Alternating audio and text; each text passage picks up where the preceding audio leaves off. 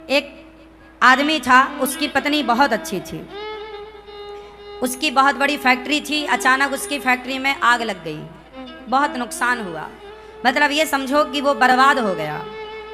अब सब कुछ खत्म था, घर भी रहने को नहीं था, जो था वो भी गिरवी था। जब फैक्ट्री में आग लगी, सब बर्बाद हुआ, बैंकों की किस्त जा ना पाई, तो बैंक ने उस घर को भी कब्जा कर लिया, ले लिया। दोनों पति पत्नी किराए के घर में आ गए। अच्छा खासा जीवन था, बड़ी लग्जरी जिंदगी थी, पर समय बदलते देर कहाँ लगती है। उसकी पत्नी और पति दोनों बेचारे किराए के घर में आ गए और पत्नी ने अपने पति से कहा, सुनो, मेरे पास कुछ मेरे आभूषण हैं, मेरा हार, मेरे कान के झुमके, आप वो ले जाओ, उसे बेचकर अपना फिर से कोई काम स्टार्ट करो। पति ने कहा कि नहीं, मैं तुम्हारे जेवर नहीं बेचना चाहता, पर जिद करिए। पत्नी ने, नहीं, आप काम शुरू करो, फिर खड़े होइए, घबराइए मत। उसकी पत्नी ने उसे मोटिवेट किया, बहुत अच्छा एक पत्नी धर्म निभाया। देखो पत्नियां कितना अच्छा काम कर सकती हैं, अपने पति को मोटिवेट कर सकती हैं, अपने पति को गलत राह से ला करके सही राह में चला सकती हैं, यदि पत्नी समझदार है तो। एक पत्नी से अच्छा मित्र नहीं हो सकता, याद रखिएगा। पत्नी सबसे अच्छी क्या होती है? पति की मित्र होती है, दोस्त होती है। एक पति से अच्छा दोस्त नहीं हो सकता, एक पत्नी से अच्छा दोस्त नहीं हो सकता, एक पत्नी से अच्छा आपका शुभ चिंतक नहीं हो सकता। माँ के बाद यदि आपका शुभ चिंतक कोई है तो आपकी पत्नी है। उस पत्नी ने, बेचारी ने, अपने सारे आभूषण पति को दिए, जबकि पत्नियां अपने आभूषणों को बहुत प्यार करती हैं, वो अपने पति को भी हाथ नहीं लगाने देती आभूषणों में। लेकिन उस स्त्री ने अपने सारे आभूषण बेच दिए और पति को पैसा दिया कि ये लो आप पैसा, आप अपना काम स्टार्ट करो। उसके पति ने फिर जो फैक्ट्री में नुकसान हुआ, अब उसे फिर छोटे रूप से शुरू किया। अनुभव तो था ही काम का, छोटे रूप से स्टार्ट किया।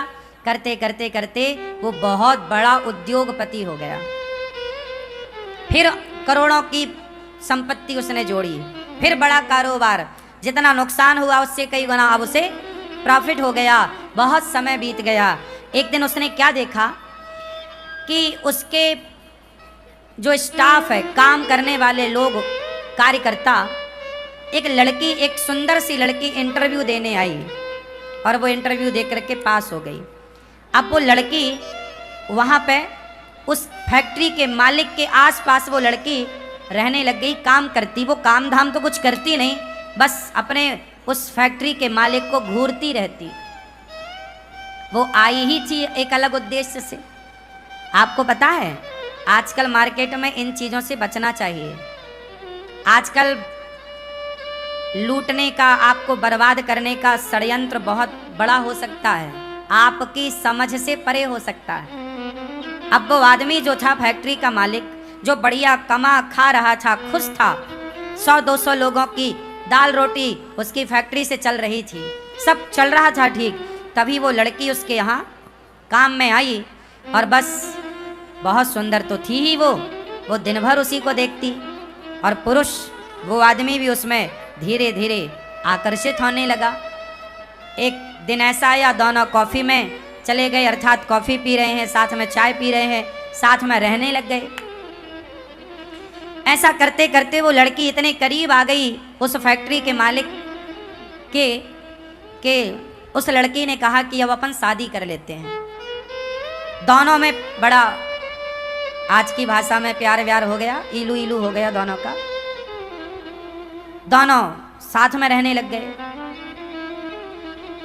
उसके पति ने, मतलब वो फैक्ट्री के मालिक ने बोला कि मैं तुमसे शादी नहीं कर सकता क्योंकि मेरी पत्नी ऑलरेडी है, मैं शादीशुदा हूँ। उसने कहा कोई फर्क नहीं पड़ता, तुम अपनी पत्नी को तलाक दे दो। अब इस लड़की ने इस तरह से चंगुल में फंसा लिया कि इसने बोला कि शादी कर लो। इसने भी बोला ठीक है, आज मैं अपनी पत्नी से बोलूँगा कि मैं तुम्हें तलाक देना चाहता हूँ। जबकि कोई लड़ाई नहीं, कोई झगड़ा नहीं, पत्नी तो अच्छी थी। अच्छा, एक दिन पत्नी के पेट में दर्द हुआ। संयोग देखिएगा कि जिस दिन पति ये कहने वाला था कि मैं तुम्हें तलाक देना चाहता हूँ, उसी दिन पत्नी के पेट में दर्द हुआ। तो वो बगल के डॉक्टर के पास दिखाने चली गई और जब वहाँ पर चेकअप हुआ उसका, तो डॉक्टर ने बताया कि आपको तो ब्लड कैंसर है।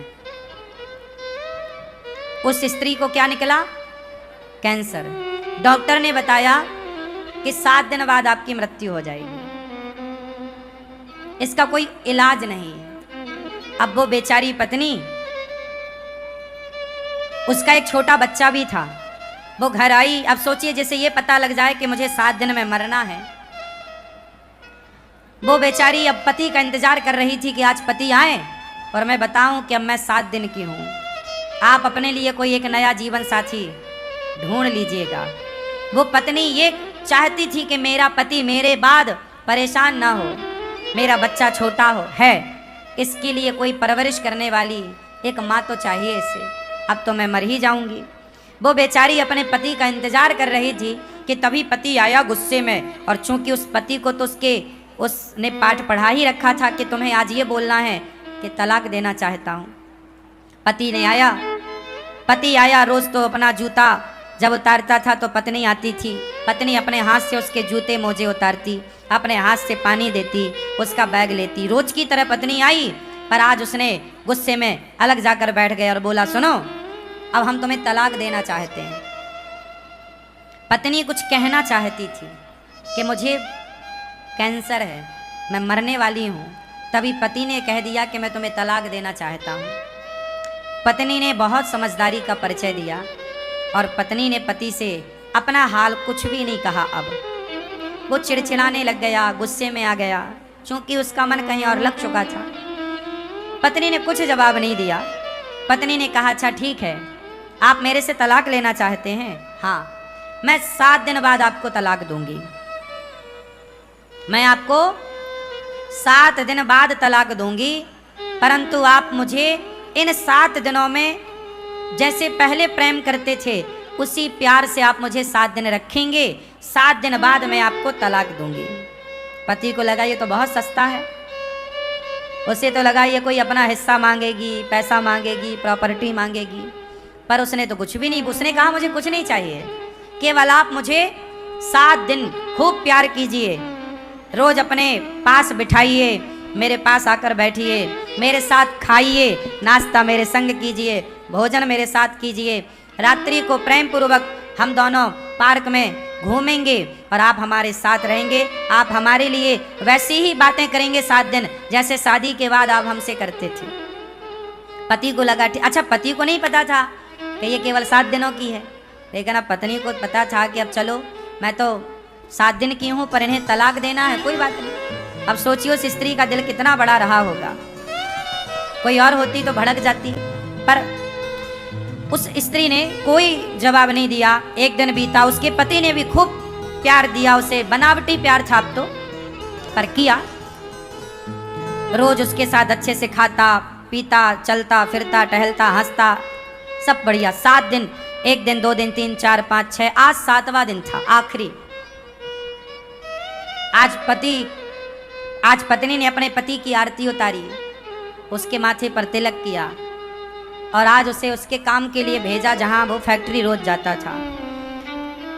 और जब उसका पति आज घर से गया ना, तो उसके मन में विचार आया कि मेरी पत्नी देखो मेरे से कितना प्यार करती है।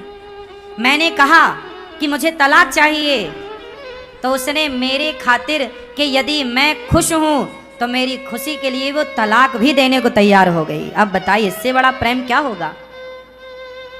यदि पति तलाक चाहता है तो पति की प्रसन्नता के लिए वो तलाक देने को तैयार है। वो मेरे लिए, मैंने तलाक का बोला फिर भी वो मेरे से प्यार करती है। और ये जो लड़की मुझे मिली है ये तो मेरी दौलत की भूखी है। मेरी पत्नी ने तो अपने जेवर बेचकर मेरा ये कारोबार खड़ा किया। मेरी पत्नी मेरे सुख में मेरे दुख में सदा रही है। आज मेरी पत्नी ने कितना साथ दिया आज तक, और मैं किसी एक लड़की, एक स्त्री के चक्कर में आकर एक सुंदर पत्नी का, एक पतिव्रता नारी का मैं त्याग कर रहा हूँ। लो भैया, अचानक भगवत कृपा देखो, उस आदमी का हृदय परिवर्तन हो गया बिना कुछ के। याद रखिएगा, ईश्वर न्याय करते हैं, ईश्वर न्याय करते हैं। उसका हृदय बदल गया और वो आज सारा काम छोड़कर ऑफिस का दिन को ही भागा घर की ओर के मैं अपनी पत्नी से माफी मांगूंगा, सॉरी बोलूंगा कि मैं तो जो तलाक का बोला मैं मजाक कर रहा था। उस लड़की को उसने अपने दफ्तर से हटाया, काम से निकाला। उसके चक्कर में उसने कहा कि मेरी पत्नी के गालों में झुर्रियां पड़ गई हैं, ये लड़की जो मुझे मिली है ये बड़ी सुंदर है, मैं इस सुंदरता के कारण इस पे मर रहा था, जबकि मेरी पत्नी ने मेरा कितना साथ दिया। संसार की चमक दमक सुंदरता पे नहीं लट्टू होना चाहिए। आपकी पत्नी आपकी जीवन संगनी है, उसे छोड़कर पराई स्त्री के बारे में सोचना पाप है। चमड़ी का मोह, चमड़ी से इतना प्यार ना करना, चमड़ी कितने गुलाम ना हो जाना कि आप उस चमड़ी के चक्कर में सारे गलत काम करने लगे।